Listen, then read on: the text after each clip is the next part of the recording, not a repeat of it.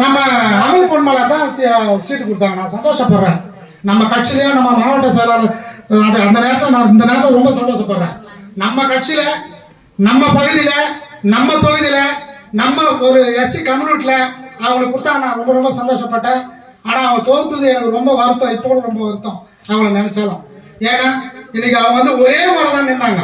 அந்த ஒரே ஒரு முறை நின்று அவங்க பல லட்சத்தை செலவு பண்ணிருக்காங்க, பல கோடி செலவு பண்ணி இன்னைக்கு அவங்க வந்து இழந்திருக்காங்க. இழப்பு, பெரிய இழப்பு. இழப்புனா சாதாரண இழப்பு கிடையாது. இவங்க இழப்பு கிடையாது. இவங்க பல்வேறு வகையில் சம்பாதிச்சிருக்காங்க. எம்பி 5 ஆண்டு, ஒரு ஆண்டு 5 ஆண்டு எம்எல்ஏ. அவரு எங்கிருந்து வர்றாங்க? திருப்பூர் தொகுதியில அவங்க ஊரு. அங்கிருந்து வந்து மதுராந்தரத்தை ஜெயிக்கிறாங்க ஈஸியா. இந்த பாமர மக்கள் கொஞ்சமாவது புரியுதா இல்ல தெரியுதா? அங்க இருந்து திருப்பூர்ல வந்து இன்னைக்கு கூட சொல்லுது விசிலுக்கு போயிடுச்சு. ஒரு என்ன தெரியுமா, ஏற போய் ஒரு 100 கோடி ரூபாய் வாங்கிக்கின்னு இன்னைக்கு அழகா மீட்டிங் போடுது. இருக்காது இவ்வளவு கோடியை வாங்கிக்கின்னு விசிலுக்கு போயிடுது. இன்னைக்கு விசிலுக்கு போறது இல்லாத ஊரா சுத்துது. வேற என்னத்துக்கு சுத்துது? நம்மள எல்லாம் இழுக்குது.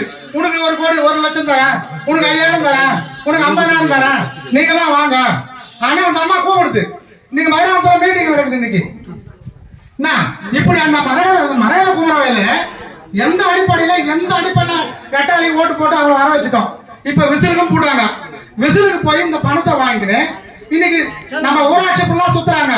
அதுக்கு ஒரு சில ஜனங்க என்ன சொல்றாங்க, அக்கா மரகத அக்கா வந்தாதான் எங்க என்னையா மரகத அக்கா, நம்ம அச்சரப்பாக்கம் ஒன்றியமா இல்ல செங்கல்பட்டு மாவட்டம் தான் நான் சொல்ல வரல. அவங்க வந்து அச்சரப்பாக்கம் திருப்பூர் ஒன்றியம். அங்க இருந்து வந்து ஈஸியா 2 முறை 3 முறை ஜெயிக்குது. அப்ப நம்ம தொகுதியில் இருக்கிற ஒரு லேடி நிக்குது. அப்ப அதை ஜெயிக்கணும் கொஞ்சம் கூட அந்த எண்ணம்